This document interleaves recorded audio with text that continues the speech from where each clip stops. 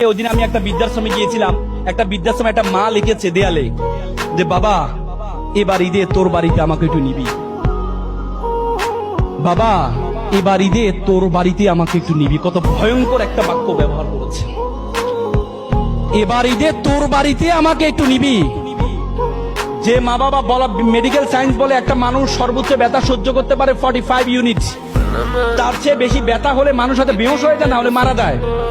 মা যখন সন্তান প্রসব করে মায়ের ব্যথার হচ্ছে 55। বলা হয় যে 30টি হাড় একসাথে ভাঙলে যেমন ব্যথা পায় তার চেয়ে বেশি ব্যথা পায় মা।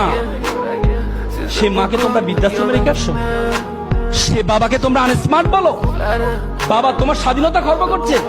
একটা বাবা একটা ছেলে ঘুরে উড়াচ্ছিল, একটা বাবা একটা ছেলে ঘুরে উড়াচ্ছিল। ছেলে জিজ্ঞেস করলো আচ্ছা বাবা ঘুড়িটা কি কি কারণে উঠছে? বাবা বলল ঘুড়িটা সুতার কারণে উঠছে। ছেলে বলে বাবা আমি দেখছি সুতা ঘুড়িকে টানছে, আর তুমি বলো সুতার কারণে উঠছে। পরে যে বাবা তাকে বোঝানোর জন্য সুতাটা ছিঁড়ে দেয়। পরে দেখা গেল একটু পরে ঘুড়িটা লাফঝাপ করে নিচে পড়ে যায়।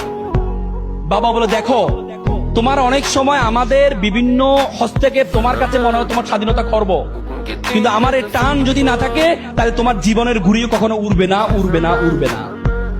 সুতরাং তোমার মা বাবা তোমার জীবনের জন্য অনেক কষ্ট করেছে। বাবাকে বলে মোমবাতির মতো নিজে জ্বলে পুরো পরিবারকে আলোকিত করে।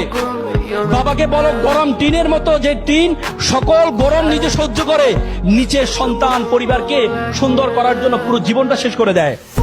সেই মা বাবাকে আমরা বৃদ্ধাশ্রমে রেখে আসি। আজকে এখানে অভিভাবকরা আছেন, তোমাদের মা বাবা আজকে নিজেদের প্রফেশনাল ব্যস্ততা ছিল, সে ব্যস্ততা রেখে এরপরেও সন্তানের আনন্দে আনন্দিত হওয়ার জন্য এখানে আসছে। অথচ আমরা একটু বড় হলে মা বাবাকে আনস্মার্ট মনে করি।